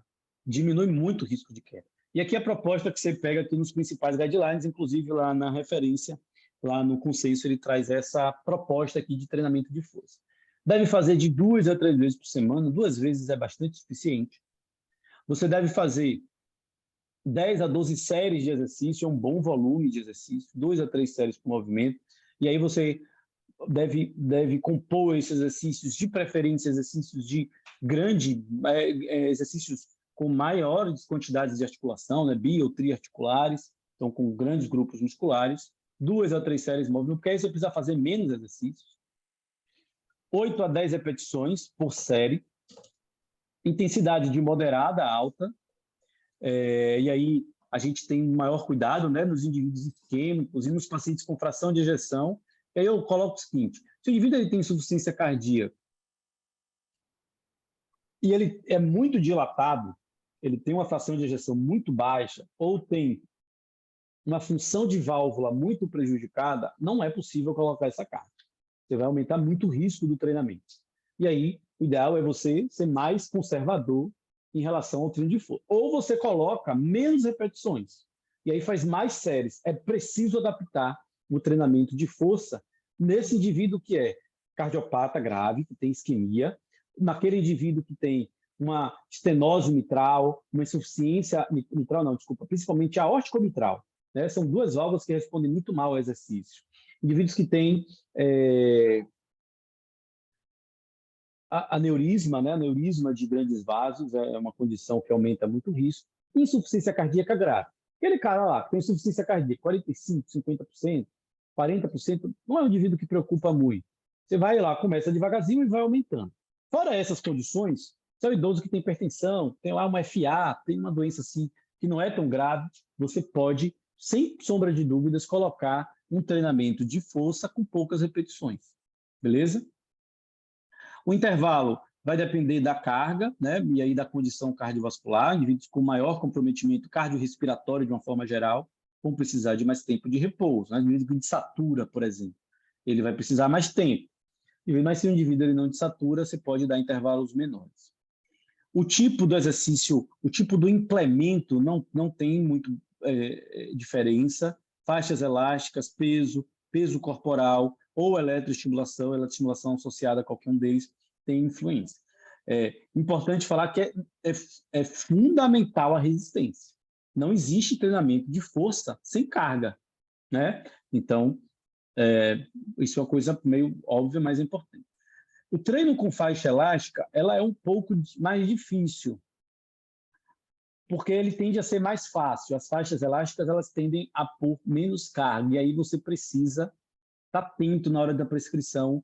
Eu vou falar mais ou menos como a gente faz. A progressão, você deve aumentar 5% da carga a cada 2 semanas. Essa é um padrão de progressão bem validado, né? Pelo menos a SSM usa esse padrão. Como é que você vai estabelecer a carga? Pode ser pelo número de repetições máximas, eu acho que essa é, para mim, uma das melhores opções, pelo percentual da carga de um RM, pelo percentual da carga voluntária máxima, né, isométrica, por exemplo, um elastic ou outro dinamômetro, e através de escalas subjetivas. Esses testes eles são mais difíceis, porque requerem, especialmente, teste de URM. É mais difícil do que o teste com elastic. O teste de URM ele tem um protocolo bem específico, né? Então, aqui o protocolo. Você primeiro faz um aquecimento geral, tipo 5 minutos de bicicleta, 5 minutos de uma caminhada leve. Depois você vai fazer um aquecimento específico, né? Fazer lá exercícios submáximos com aquela musculatura que você vai fazer. Então, você coloca ali o indivíduo para fazer. Eu faço muito esse teste, por exemplo, em aula prática de fisiologia de exercício na graduação. Demora, assim, 15 a 20 minutos em uma pessoa jovem para você achar um RM de um músculo. Mais do que 15 e 20, né? Assim, tipo, demora, porque você bota aqui 6 a 8 repetições, faz uma série, 50%, 70% mais ou menos do peso que a pessoa pega. Quando a pessoa não pega peso nenhum, você já fica com mais dificuldade de predizer isso, vai meio que no olhômetro. E aí você vai aumentando 20% do peso para membro inferior e 10% para membros superiores. Tem que ter um intervalo completo, né? Você tem toda a ressíntese de creatina. Então, entre as tentativas, você tem que dar lá 3 a 5 minutos de intervalo. Isso é muito tempo. E você não pode realizar mais do que 5 vezes. Então, às vezes, você demora mais de um dia para medir um teste de URM se você fizer da forma certinha. Então, não é um teste simples de fazer. E inviável. Para você ganhar dinheiro com isso, não dá. Quando você vai fazer carga voluntária, não é a mesma coisa de um RM, né? Você pode fazer a correlação, elas são coisas parecidas, mas não é a mesma coisa, porque o RM é dinâmico e o elastic é estático, né? A força dinâmica é diferente da força estática, e a força estática você tem parâmetros diferentes de angulação, né? Você tem que colocar no ângulo certinho, senão dá diferença. Então, esse é um parâmetro. Eu gosto muito desse tipo de teste, que é um teste de 7 a 10 RM, no qual você faz lá um aquecimento global, a mesma coisa, aquecimento geral, um aquecimento específico, e aí você coloca o indivíduo para fazer um exercício, aquece primeiro ele e coloca uma carga para o indivíduo não fazer mais do que 10 vezes. Então, nas primeiras sessões, você pode ir fazendo isso como o próprio treinamento. Você bota lá um peso no qual ele faça mais do que 7, menos do que 10 vezes. E a partir dessa equação, existem outras, vou ter até aplicativo que faz tem um aplicativo chamado 1RM. Você coloca lá a carga, divide por 1,0278 menos 0,278 menos vezes a quantidade de vezes que ele fez. Tem que ser entre 7 a 10. E aqui você tem mais ou menos um RM predito. Tem uma boa correlação acima de 0,8 aí com essa equação. E aí, pronto, você bota a carga que o indivíduo não faz mais do que 10. E você treina 8 vezes. Faz a série de 8 e coloca uma carga que ele não consiga fazer mais do que 10 vezes. Então, você bota lá um peso, se ele fez 12, você para. Aumenta o peso, bota para ele fazer de novo, continua fazendo mais do que 12, para. E aí bota outro peso até que ele consiga fazer mais do que 7 e menos do que 10 vezes. Porque a fisiologia disso está aqui, né? Quanto mais perto do RM, menos vezes você consegue fazer. E aqui tem uma questão interessante, a gente falou bem isso no módulo lá de treino de força, teve um módulo só para falar disso, mas você tem aqui, quando você tem unidades motoras de baixo limiar, você pega apenas fibras do tipo 1, que são fibras facilmente recrutáveis. À medida que você vai pegando fibras do tipo 2, são fibras no qual o potencial da membrana dessa fibra é mais baixo, ou seja, é mais difícil recrutar essa fibra. Você precisa ter um número de disparos do neurônio maior e uma atividade do neurônio maior também, para que você consiga recrutar. E unidades motoras do tipo 2X, ainda mais difícil. Você pega uma pessoa fraca, ela não tem neurônio para recrutar essas unidades motoras. E acaba que essas unidades motoras elas ficam elas são irrecrutáveis, ou seja, pouco recrutáveis no indivíduo que é fraco. E aí, quando você vai fazer o treinamento, você vai pegar essa faixa aqui, ó. Você vai pegar a maior parte das fibras de resistência e algumas fibras de força. Isso é o suficiente para aumentar a força e hipertrofia, tanto das fibras do tipo 1 como das fibras do tipo 2. Então, esse tipo de mecanismo é considerado por muitos a melhor forma de você prescrever treinamento, mais do que teste de URM. Chicão, antes de virar, só o Jefferson aqui está perguntando. E a velocidade de execução o mais rápido possível seria o mais interessante para a potência, no que se refere a risco de queda? O que você acha de fazer mais rápido? Acho que isso, a gente falou bem disso, acho que eu até trouxe uma forma de você fazer isso. A forma do treinamento, o ideal é você fazer uma concêntrica rápida e uma excêntrica normal. As duas formas, né, de ativar unidades motores de limiar mais alto principalmente intensidade, é o principal determinante, mas a velocidade do exercício também influencia. Então, se você pede uma execução concêntrica mais rápida, uma excêntrica normal, isso garante uma maior ativação neural. Se o indivíduo ele já está numa fase mais avançada, uma velocidade mais lenta sobrecarrega mais o músculo e sobrecarrega mais do ponto de vista bioenergético aquele indivíduo. Então, depende do que você quer. Se você quer melhorar a ativação neural, movimentos mais rápidos são melhores para trabalhar potência. Se você quer gerar uma sobrecarga muscular e metabólica e cardiovascular, exercícios mais lentos são melhores. Depende do que você quer. Normalmente, idoso, a gente está querendo trabalhar potência. Então, a velocidade mais alta é indicado. E você gera menos sobrecarga cardiovascular quando faz uma fase concêntrica mais rápida. Então, eu uso essa estratégia de potência. Então, levanta rápido, volta devagar. Levanta rápido, mesmo que a pessoa não consiga.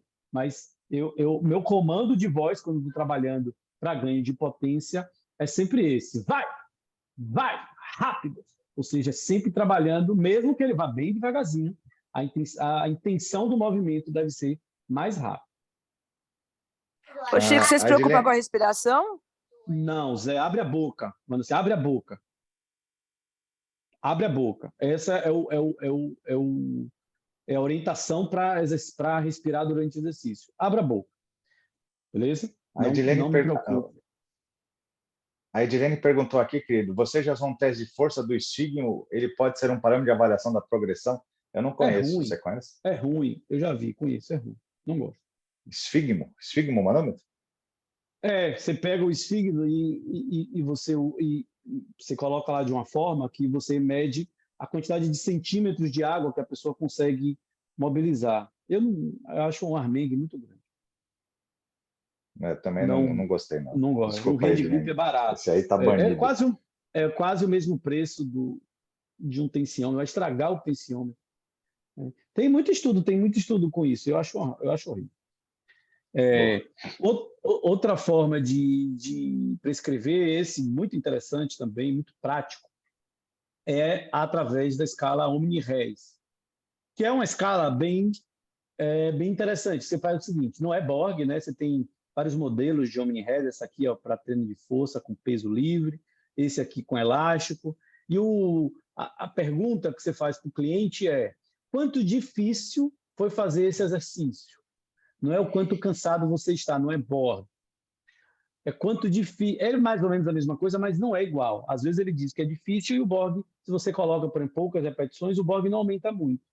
E aí o exercício é difícil. Então, não são coisas iguais, é diferente. Você pede o exercício e depois você pergunta quanto de difícil está. Eu acho que para faixa elástica, essa é a melhor forma, porque você pode fazer através também de uma repetição. Você vai lá, coloca a quantidade de elástico que a pessoa vai conseguir fazer 10 vezes. E aí você tem que ir adicionando elástico, a pessoa não pode fazer. Qual a dificuldade do elástico? Que o elástico, a carga é variável, de acordo com a tensão do elástico. Obviamente, não só com a tensão, mas também com o comprimento que você está colocando. Então, se o indivíduo numa série ele fica um pouco mais para frente ou um pouco mais para trás, a carga do exercício muda. Então, às vezes é mais difícil de você colocar esse tipo de ajuste quando você trabalha com elástico. Com elástico, eu prefiro trabalhar com mini res. Eu trabalho muito com elástico. Vou dizer assim que a maior parte eu trabalho com elástico, porque é mais fácil de transporte, né? Você tem muitas opções de exercício. Eu acho bem interessante o treino com elástico. E uma coisa que eu acho interessante do elástico também é que você vai, diferente do exercício do peso, a maior carga é na fase final do movimento, né? E muitas vezes isso é interessante do ponto de vista funcional. Então, eu gosto muito de elástico, se tem estudos mostrando que é a mesma coisa. Do ponto de vista prático, é a mesma coisa. E aí você pergunta ao indivíduo, você pergunta quanto de difícil é. O ideal é você fazer aqui, ó, começar com 5 e terminar com 8. Então, está sempre 8.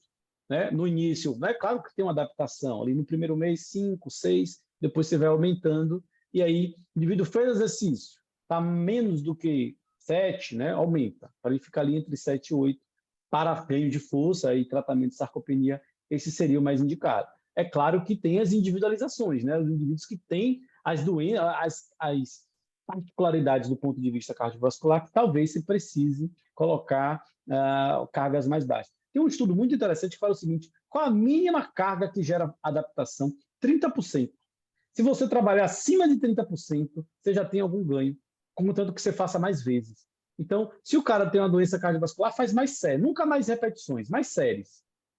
Muitas repetições é tão perigoso quanto mais peso. Então, se o cara é muito fraco, faz mais vezes, faz bastante repetição, bastante exercício com carga mais baixa que ele vai tolerar melhor. A gente sempre fala assim que quanto mais grave, mais treino de força esse indivíduo deve fazer, né? Quanto mais debilitado, mais treino de força. Aqui um exemplo, por exemplo, para ganho de potência. É uma paciente aqui minha, ó, tem uma hepatopatia, tem insuficiência cardíaca com fração de ejeção preservada, tem sarcopenia. O objetivo do treino é ganho de potência. Por que é um ganho de potência? O estímulo é ela levantar rápido, ela está aqui sentado, né, praticamente no chão. Tem aqui um degrauzinho aqui de EVA de 15 centímetros. Então, ela precisa levantar do baixo, né? Então, o comando vai. Então, uma boa opção, por exemplo, para treino, né? Glúteo, quadríceps, isso. Então, é um bom treino para treino de força, né? Um treino de velocidade, aqui um casozinho que se deu muito bem com esse tipo de treino, claro que uma fase mais avançada. Aqui, nosso colega aqui lá da Pulsar, o Igor, o Pedro também atendeu esse paciente hospitalizado, ficou restrito ao leito, né? Tinha muita dificuldade de ficar em pé, saiu do hospital muito sarcopênico e agora está aqui, ó.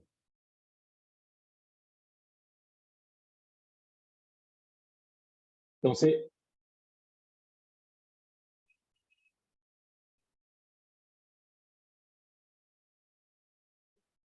isso não é um treino de força, isso é um treino de potência. Para ele conseguir fazer isso, ele primeiro ganhou força, né? Então, treino com força para depois você ter um ganho de potência. Não existe potência sem força, como não existe resistência sem força, né? A força, sempre digo assim, é a principal valência física. Depois da força, você vai tendo desempenho aeróbio, mobilidade, flexibilidade. Se o indivíduo é fraco, não existe equilíbrio com fraqueza, né? Então, treinos com velocidade associado a treinos de força. E aí tem fases, eu acho, né? Inicialmente você vai trabalhar de forma isolada, depois você vai aumentando de exercícios mais complexos, vai aumentando a carga do exercício e depois você vai adicionando exercícios de potência muscular, que é muito importante para a prevenção de queda, né? Aquelas respostas, a resposta do quadril, resposta do tornozelo, que quando você tropeça, né, que você vai catando ficha, o ato de catar ficha necessita de força e potência muscular. E por isso que o idoso cai, ele tem um tempo de reação reduzido. E quando você, por exemplo, a outra idosa que eu mostrei, eu treino com ela outros tipos, porque ela tem um tempo de reação muito curto, muito longo. Então, ela fala, ela demora muito para baixar e para pular. Para você conseguir pular, você precisa deslocar uma grande massa e um curto muito rápido de tempo. Então, potência é uma coisa muito importante para se trabalhar com idoso, né? Capacidade de andar rápido, capacidade de pular, capacidade de levantar de lugares baixos, capacidade de empurrar coisas pesadas. São coisas importantes a se treinar com idosos, mesmo idosos sarcopênicos. Beleza, estamos terminando. Do ponto de vista nutricional, tem muitos benefícios. Eu coloquei aqui uma estrelinha onde, de fato, tem evidência. Então, o dispêndio calórico, né, você conseguir ofertar ali 25 a 30 calorias por quilo de peso. É muito difícil atingir isso com idoso. Então, você tem que ter uma dieta com alta densidade calórica, né? Tipo, coisas líquidas são melhores do que coisas sólidas, tipo, proteínas líquidas são melhores do que sólidas, tipo leite, whey protein, proteína, né? Especialmente a whey protein, a melhor proteína para idoso, 1,2 a 1,5 gramas por quilo. Não tem aquela coisa de você ter medo de, a não ser, né? Tem indivíduos que têm problemas hepáticos, renais, que podem ter alguma particularidade. Obviamente, não estou aqui para prescrever nada, né? Tem que consultar o seu nutricionista, o geriatra, enfim. Daqui desses pontos, desses suplementos, o único que tem garantia, o único que tem realmente uma validade é a creatina. A creatina de todos os suplementos é o que tem maior segurança e validade, custo-benefício, ela é barata, ela tem que ser mais barata. 3 a 5 gramas por dia, melhora a força de pressão palmar, força de quadríceps, independente de exercício. Óleo de peixe, especialmente EPA. Aqui no Brasil não tem suplementos ômega 3 à base de EPA, só tem a base de DHA. Então, isso é uma dificuldade. No Brasil, não tem suplementos alimentares com 100% de EPA. Normalmente, é uma mistura desses dois ômega 3. Vitaminas, quando tem deficiência, e intervenção multimodal. Tem uma intervenção muito interessante que é com ômega 3. Esse estudo bem interessante, ensaio clínico bem interessante, ó, que avaliou diâmetro, volume da coxa, muscular da coxa, um RM e hand grip, só com ômega 3 em idosos sarcopênicos. Teve um melhor, 2 a 3% de ganho de massa muscular, 2% de um RM, né, 2 a 3% de hand grip. É a melhora discreta, mas não houve nenhuma intervenção de exercício aqui, né? Então, foi só suplementação. A questão de suplementação que é caro, né? Não é barato, suplemento alimentar é muito caro, mas tem muita comprovação científica que, independente do exercício, o treino de força, a suplementação tem uma boa evidência. Terminando a aula aqui, então, a sarcopenia, né, é uma doença grave, com alta prevalência. Para ser sarcopenia, tem que ter redução de força, massa e qualidade muscular.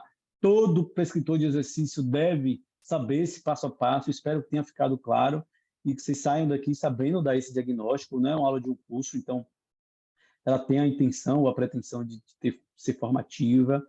A gravidade, né, da sarcopenia é determinada pelo envolvimento. Treinamento físico combinado pode ser a melhor intervenção. Acabou que eu não esqueci de botar o último estudo. Mostra treinamento de força mais resistência é melhor, mas força isolado é importante. E aí a gente fez uma aula só sobre isso, então acabou que eu não trouxe isso, mas é importante. Você pega uma pessoa muito fraca, você, por exemplo, tem um estudo lá de pega lá pessoas em UTI com 20 minutos de aeróbio. Não se faz isso. Você não vai ficar fazendo muito exercício aeróbio numa pessoa que é muito fraca. O ideal é treino de força, gastar o tempo da intervenção com força. E você vai desenvolver a aptidão aeróbia depois que o indivíduo é forte, ou não forte, menos fraco.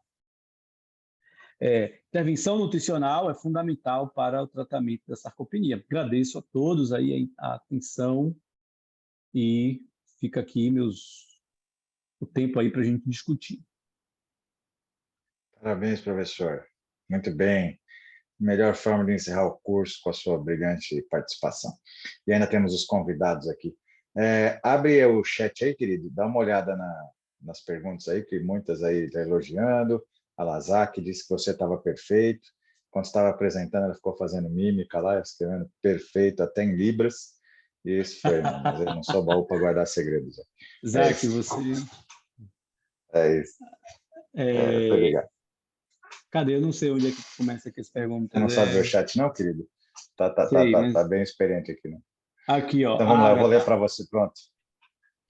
Achou? Vocês viram o estudo que saiu? Eu vi. Alongamento entre as séries favorece a resposta hipertrófica? É ruim, Agatha, não faça não. Sobre sarcopenia relacionada a alterações pulmonares e por diminuição da força inspiratória. Acho que é importante, Edilene, sim. O indivíduo que ele é sarcopênico, ele tem uma redução generalizada da força, né, incluindo musculatura inspiratória. Se for possível, treinamento inspiratório vai tratar o músculo inspiratório, né? Acho que tem indicação, sim, e quando possível coloca, né? Lembrando que são coisas diferentes. Sim. Você vai ter ganhos adicionais com o treinamento muscular inspiratório, mas não basta ser, né, obviamente, só ele. A velocidade de execução, já respondi. Vocês já usaram teste de força de esfina, já respondemos. Tem um equipamento específico que é o Stabilizer, não conheço. Aqui, Stabilizer. Chico, é possível ganhar potência em idosos com doença de Parkinson, pensando na bradicinesia? Você que é na doença neuromuscular, é especialista?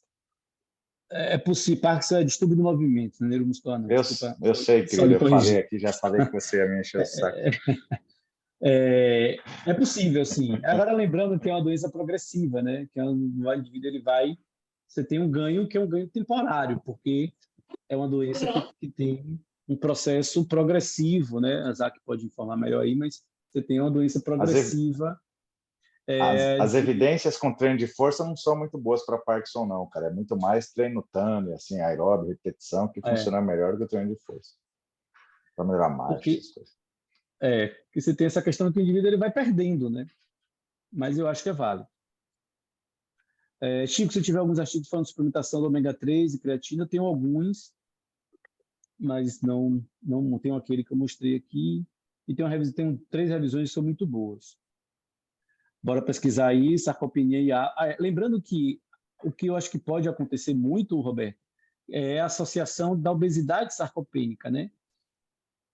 Nos pacientes com obstrução, né? Com sarros. Eu acho que tem tudo a ver. Se você assumir que na SALS tem a hiperativação simpática, cara, tem tudo a ver com a perda de massa muscular. Claro que é um caminho aí para você fazer seu doutorado, Roberto. Eu acho que é uma coisa interessante. É muito interessante. É isso, acabou. Obrigado, galera.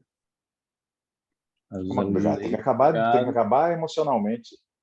No final do curso, não pode ser acabou, tchau, desliga. Tem que ser uma frase, uma fala de prazer ter estado aí com vocês nesse semestre. O curso foi muito legal. Obrigado. Foi top, né, cara? Foi muito legal mesmo. Foi muito legal, cara. Foi muito legal, porque os outros cursos... Deixa eu interromper aqui a gravação.